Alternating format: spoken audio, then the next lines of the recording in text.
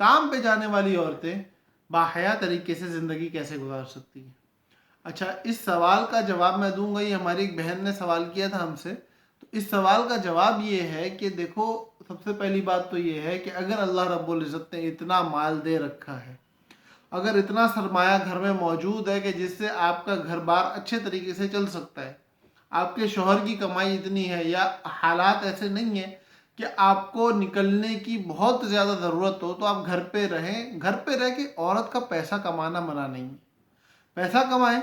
مختلف راستے، مختلف ذرائع اس کے ہو سکتے ہیں. انویسٹمنٹ ہو سکتی ہے، آپ چھوٹی انویسٹمنٹ کر سکتے ہیں، گھر پہ رہ کے چھوٹے موٹے کاروبار کر سکتی ہیں، بہت کچھ کر سکتی ہیں، لیکن باہر نہ نکلے تو بہتر ہے.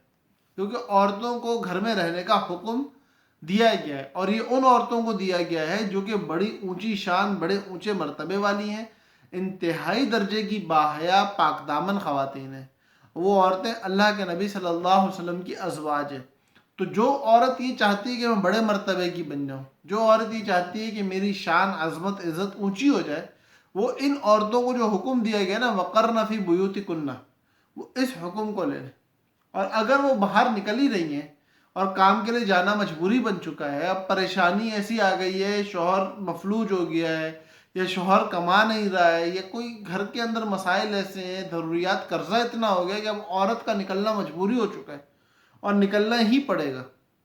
یہ کام اس طرح کا ہے کہ وہاں جانا عورتوں کا ضروری ہے.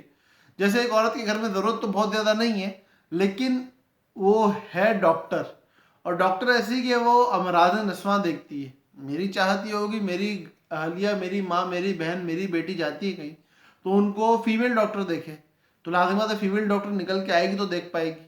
تو اگر اس طرح کی آپ کی کوئی فیلڈ ہے تو آپ ضرور نکلیں، لیکن اس میں وَيُدْنِينَ عَلَيْهِنَّ مِنْ جَلَابِيبِهِنَّ، یہ ہماری شریعت کا ایک سیدھا سادہ اصول ہے. دیکھو، دو چیزیں ہیں، ایک پردہ کرنا ہے، دوسرا مردوں کے ساتھ بیجا بے تکلف نہیں ہونا. ایک پردہ کرنا ہے مطلب باحیا طریقے سے نقاب لے کے، اپنے عبایا اچھی طرح پہن کے، اور عبایا کور کرنے کے لیے ہو، ریپ کرنے کے لیے نہ ہو. مطلب وہ اتنا چست نہ ہو کہ آپ کا پورا جسم بنا ہوا نظر آ رہا ہو اس کے اندر، بلکہ کھلا ڈلا سا عبایا پہنا ہوا ہو، اپنا چہرے پہ نقاب ہو. تو کوئی حرج کی بات نہیں، آپ ضرورت کے مقام پہ جا کے اپنا کام کر سکتی ہیں. دوسری چیز، بے تکلفی مردوں سے بیجا نہ ہو. آپ گئی ہیں اپنے کام پہ، کام سے کام رکھ رہی ہیں، اپنا کام کر رہی ہیں، اور کام کر کے گھر واپس آ رہی ہیں. اگر آپ بے تکلفی کرتی ہیں، اگر آپ اپنے وہاں جانے کے راستے میں جو اپنا پہناوا ہے اس کو غیر اسلامی، غیر شرعی طریقے پہ رکھتی ہیں، تو آپ کے نکلنے میں مسئلہ ہے. ورنہ اگر آپ اپنی زندگی اسلامی طریقے کے مطابق گزارنا چاہتی ہیں تو انتہائی آسان ہے. صرف اپنا عبایا، اپنا نقاب درست کریں، اور اس کے بعد بے تکلفی کیے بنا، بے تکلفی کیے بنا ایک سنجیدہ مزاج کے ساتھ جائیں، اپنا کام کریں، کام سے کام رکھیں اور واپس آ جائیں. اس کے اندر کوئی حرج نہیں ہے. یہی آپ کا باحیا طریقہ ہے، یہی آپ کا پاک دامنی کا طریقہ ہے.